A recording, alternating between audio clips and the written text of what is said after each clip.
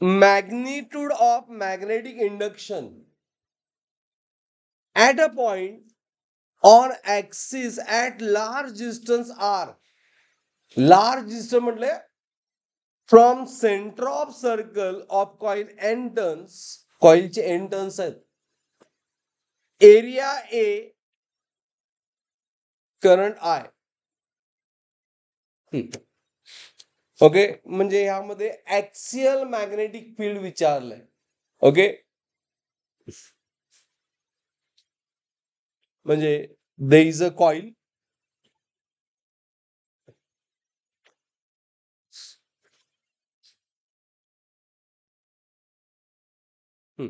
Coil, कॉइलची radius let say capital R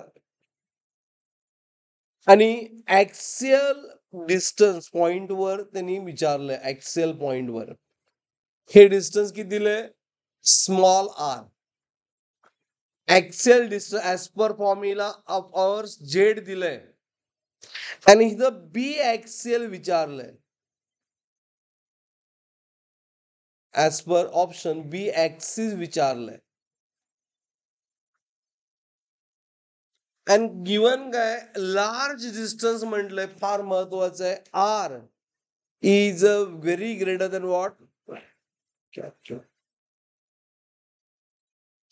but in term of area सुद्धा find करायचं आहे. बरोबर. मग फॉर्म्युला फॉर बी ऍक्सिस काय येतोय? यामध्ये जास्त अवघड नाही आहे लॉजिक. पहिला फॉर्म्युला माहित पाहिजे. हा, कुठलं? बी. बरोबर. It is a mu naught by 2, is it right, into I into R square, right? हा, divide by Z square plus R square raised to 3/2. Clear? हा, ओके. आता ऑप्शन बघून सॉल्व्ह करावे. म्यू नॉट अपॉन 4 पाय सगळीकडे आहे बघा, आहे का नाही? म्यू नॉट अपॉन 4 पाय एव्हरीवेअर आहे. आणि लार्ज डिस्टन्स म्हणजे R is greater than capital R, त्यामुळे Z square plus R square approximately येते ओनली जेड स्क्वेअर. आणि जेड किती आहे? जेड इज आर, त्यामुळे it is R square. Okay, हा सिम्बॉल वाईज जेडला आर म्हटले ते. बरोबर. हा, मग मला कसं सॉल्व्ह करायला पाहिजे? I have to solve for option. Option में 4 पाय आहे, बरोबर आहे ना? आपला फॉर्म्युला काय आहे? Mu naught by 2 into I R square. आता आर स्क्वेअर 0 होत नाही किंवा 1 होत नाही. Z square plus R square हे होतंय आर स्क्वेअर, बिकॉज हा ऍडिशन आहे.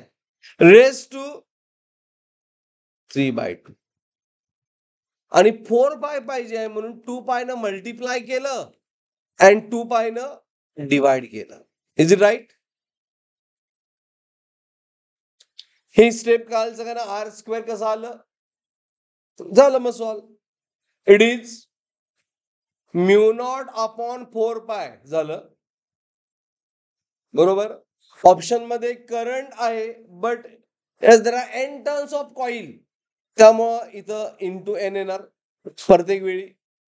एन आय येणार. ज्यावेळी कॉइलचे टर्न्स एन असतात त्यावेळी एन आय येणार, म्हणजे एन आय फिक्स आहे. एरिया आहे, त्यामुळं हे 2 multiply with pi R square केलं. काय सगळं ना? Divide by 2 get cancel, R cube. The pi R square म्हणजेच